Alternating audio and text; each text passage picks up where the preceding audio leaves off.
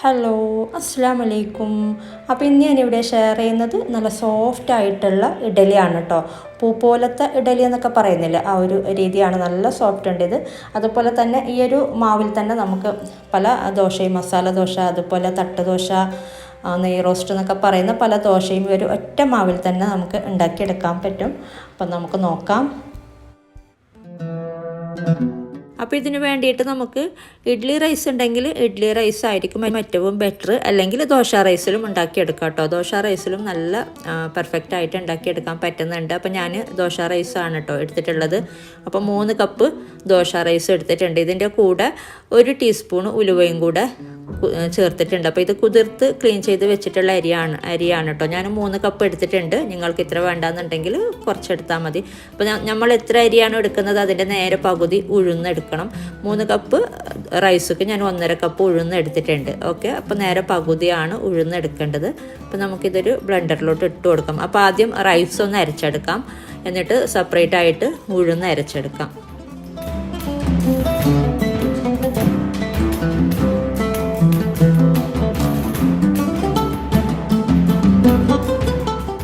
അപ്പോൾ ഇതിൻ്റെ കൂടെ 1/4 കപ്പ് ചോറ് ചേർത്ത് കൊടുക്കുന്നുണ്ട്. ചോറിന് പകരം അവിൽ വേണമെങ്കിലും ചേർത്ത് കൊടുക്കാം. അപ്പോൾ 2 കപ്പ് നിങ്ങൾ അരി എടുക്കുന്നുണ്ടെങ്കിൽ 1/2 കപ്പൊക്കെ ചേർത്താൽ മതി കേട്ടോ. അപ്പോൾ ഞാൻ 3 കപ്പാണ് അരി എടുത്തിട്ടുള്ളത്. അപ്പോൾ അതുകൊണ്ട് 1/4 കപ്പ് ചേർത്ത് കൊടുത്തിട്ടുണ്ട്. ഇനി ഇതിലോട്ട് ആവശ്യത്തിന് വെള്ളം ചേർത്തിട്ട് നന്നായിട്ട് അരച്ചെടുക്കാം. അപ്പോൾ ഉപ്പും പിന്നെ അതുപോലെ ബേക്കിംഗ് സോഡയൊക്കെ നമുക്ക് പിന്നീട് ചേർത്ത് കൊടുക്കാം. ഇത് നന്നായിട്ട് അരച്ചെടുക്കാം. ഇത് അരച്ചെടുത്തിട്ടുണ്ട്, ഇത് മാറ്റാം. ഇനി ഇതുപോലെ തന്നെ നമുക്ക് ഉഴുന്ന് ഈ ഒരു ബ്ലെൻഡറിലോട്ട് തന്നെ ഇട്ടിട്ട് അരച്ചെടുക്കാം. അപ്പോൾ ഉഴുന്ന് അരച്ചെടുക്കുമ്പോൾ നല്ല മഷി പോലെ അരച്ചെടുക്കാം കേട്ടോ. നമുക്ക് എത്രത്തോളം അരച്ചെടുക്കാൻ പറ്റുന്നുണ്ടോ അത്രയും നമുക്ക് പെർഫെക്റ്റ് ആയിട്ട് ഉണ്ടാക്കിയെടുക്കാൻ പറ്റും.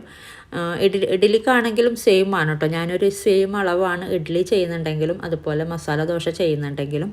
അപ്പോൾ ഇത് ആവശ്യത്തിന് വെള്ളം ചേർത്തിട്ട് നന്നായിട്ട് അരച്ചെടുക്കാം. അപ്പോൾ ഉഴുന്ന് പറഞ്ഞ പോലെ നന്നായി അരച്ചെടുത്തിട്ടുണ്ട്. അപ്പോൾ ഇതിലോട്ട് തന്നെ ആഡ് ചെയ്ത് കൊടുക്കാം. എന്നിട്ട് നന്നായിട്ടൊന്ന് മിക്സ് ചെയ്യുക. അപ്പോൾ ഇതിലോട്ട് വെള്ളം ചേർത്ത് കൊടുക്കണ്ട, നോക്കിയിട്ട് വേണമെങ്കിൽ മാത്രം ചേർത്ത് കൊടുത്താൽ മതി. നമുക്കൊരു തിക്കായിട്ടുള്ള മാവാണ് വേണ്ടത്, ഇഡലിക്കാണെങ്കിലും ദോശക്കാണെങ്കിലും. അപ്പോൾ ഇതിപ്പോൾ പാകത്തിന് തന്നെ ആയിട്ടുണ്ട്. ഇതിലോട്ട് വെള്ളമൊന്നും ചേർത്ത് കൊടുക്കണ്ട. ഇനി ഇതിലോട്ട് ഉപ്പും അതുപോലെ ഒരു 1/4 ടീസ്പൂൺ ബേക്കിംഗ് സോഡയും ചേർത്ത് കൊടുക്കുന്നുണ്ട്. കുറച്ച് പേര് ഉപ്പ് അപ്പം ഉണ്ടാക്കിയെടുക്കാൻ നേരത്ത് ചേർത്ത് കൊടുക്കാറുണ്ട്, പക്ഷേ ഞാൻ ഈ ഒരു സമയത്ത് തന്നെ ചേർത്ത് കൊടുക്കാറുണ്ട്. അപ്പോൾ ഉപ്പ് ചേർത്ത് കൊടുക്കുക ആവശ്യത്തിന്. അതുപോലെ ഒരു 1/4 ടീസ്പൂൺ ബേക്കിംഗ് സോഡയും ചേർത്ത് കൊടുക്കുന്നുണ്ട്. എന്നിട്ട് നന്നായിട്ടൊന്ന് മിക്സ് ചെയ്ത് കൊടുക്കുക. അപ്പോൾ ഇനി നമുക്കിത് മൂടി വെച്ചിട്ട് ഫെർമെൻ്റ് ആവാൻ വേണ്ടിയിട്ട് മാറ്റി വെക്കണം. നമ്മൾ രാത്രി അരച്ച് വെച്ചാൽ നമ്മൾ രാവിലെയാണല്ലോ, അതുപോലെ രാവിലെ അരച്ച് വെച്ചാൽ നമുക്ക് മഗ്‌രിബൊക്കെ കഴിഞ്ഞിട്ട് നമുക്ക് ഉണ്ടാക്കിയെടുക്കാം. അപ്പോൾ ഒരു ചൂടുള്ള സ്ഥലത്തൊക്കെ വെക്കുന്നതാണ് ഏറ്റവും നല്ലത് കേട്ടോ. അപ്പോൾ ഞാൻ പുറത്ത് ബാൽക്കണിയിലാണ് കേട്ടോ വെച്ച് കൊടുക്കുന്നത്. അപ്പോൾ രാവിലെയാണ് ഇത് അരച്ച് വെച്ചത്. അപ്പോൾ നമുക്ക് മാറ്റി വെക്കാം. അപ്പോൾ നമ്മുടെ മാവ് നോക്കാം. ഓൾറെഡി 7 മണിക്കൂറായിട്ടുണ്ട് അരച്ച് വെച്ചിട്ട്. അപ്പോൾ ഞാൻ പറഞ്ഞ പോലെ ചൂടുള്ള സ്ഥലത്ത് ബാൽക്കണിയിലായിരുന്നു വെച്ചിട്ടുണ്ടായിരുന്നത്. അപ്പോൾ അതുകൊണ്ട് തന്നെ നല്ല പെർഫെക്റ്റ് ആയിട്ട് 7 മണിക്കൂർ കൊണ്ട് നല്ല ഫെർമെൻ്റ് ആയിട്ട് കിട്ടിയിട്ടുണ്ട്. ആ ഒരു പതഞ്ഞ് വരുന്ന രീതിയിൽ, ആ ഒരു രീതിയിൽ തന്നെ ആയിട്ടുണ്ട്. അപ്പോൾ നമ്മൾ കുറേ നേരം അധികം സമയം അരച്ച് വെക്കുന്നുണ്ടെങ്കിൽ അങ്ങനെ ചൂടുള്ള സ്ഥലത്ത് വെക്കണമെന്നില്ല.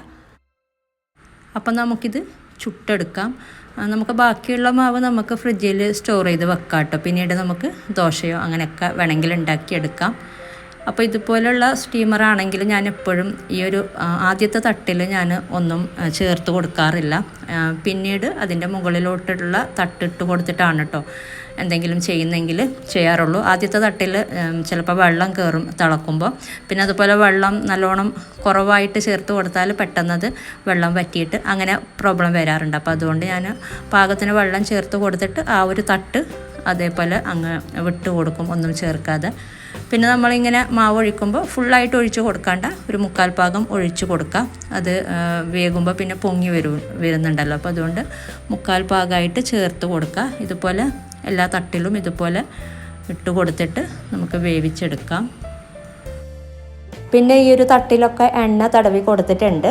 പിന്നീട് നമുക്ക് അപ്പം ഉണ്ടാക്കിയ ശേഷം പെട്ടെന്ന് ഇളകി വരാൻ വേണ്ടിയിട്ട്.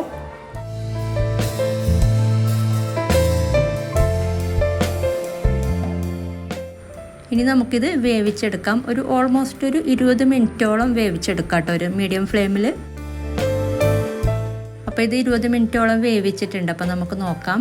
നമ്മൾ സാധാരണ ഇഡലിയൊക്കെ വേവിക്കുന്ന ആ ഒരു സമയം നമുക്കറിയാമല്ലോ. ഇതിപ്പോൾ കണ്ടില്ലേ, നന്നായി പൊങ്ങി വന്നിട്ടുണ്ട്.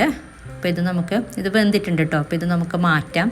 എന്നിട്ട് ചൂടാറിയ ശേഷം ഈ ഒരു പ്ലേറ്റിൽ നിന്ന് മാറ്റിയാൽ മതി. ഇപ്പോൾ സാധാരണ ചെയ്യുന്ന പോലെ ഇങ്ങനെ എന്തെങ്കിലും ഒരു സ്പൂൺ വെച്ചിട്ടൊന്ന് ജസ്റ്റ് ഒന്ന് ഇളക്കിയിട്ടൊന്ന് മാറ്റി കൊടുക്കുക.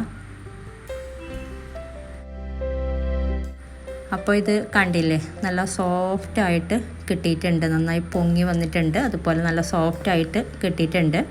അപ്പോൾ ഇഡലി പെർഫെക്റ്റായിട്ട് ഉണ്ടാക്കാൻ അറിയാത്ത ഒരുപാട് പേരുണ്ടാവും. അപ്പോൾ അവർക്ക് വേണ്ടിയിട്ടാണ് ഞാനിത് ഷെയർ ചെയ്തത്. എൻ്റെ അടുത്ത് കുറേ പേര് ചോദിച്ചിട്ടുണ്ട് നല്ല പെർഫെക്റ്റ് ആയിട്ടുള്ള റെസിപ്പി ഉണ്ടോ എന്നൊക്കെ. അതുപോലെ മസാല ദോശ ഉണ്ടാക്കുന്ന റെസിപ്പി ഞാൻ മുമ്പ് അപ്ലോഡ് ചെയ്തിട്ടുണ്ടായിരുന്നു കേട്ടോ. അതിൻ്റെ ലിങ്ക് കൊടുത്തേക്കാം. സെയിം മാവാണ്. അപ്പോൾ ഞാൻ പറഞ്ഞ പോലെ ഈ ഒരു മാവിൽ നമുക്ക് ദോശയൊക്കെ മറ്റേ തട്ടുദോശ, മസാല ദോശ അതൊക്കെ ഉണ്ടാക്കിയെടുക്കാം. ഈ ഒരു ഒറ്റ മാവ് തന്നെ മതി. അപ്പോൾ ഈ ഒരു വീഡിയോ ഇഷ്ടപ്പെട്ടാൽ ലൈക്ക് ചെയ്യുക, കമൻറ്റ് ചെയ്യുക. അതുപോലെ നിങ്ങൾ എൻ്റെ ചാനൽ ഇതുവരെ സബ്സ്ക്രൈബ് ചെയ്തിട്ടില്ലെങ്കിൽ ഒന്ന് സബ്സ്ക്രൈബ് ചെയ്യുക. അപ്പോൾ ഇതുപോലെ നല്ല റെസിപ്പിയുമായിട്ട് മറ്റൊരു വീഡിയോയിൽ കാണാം. താങ്ക്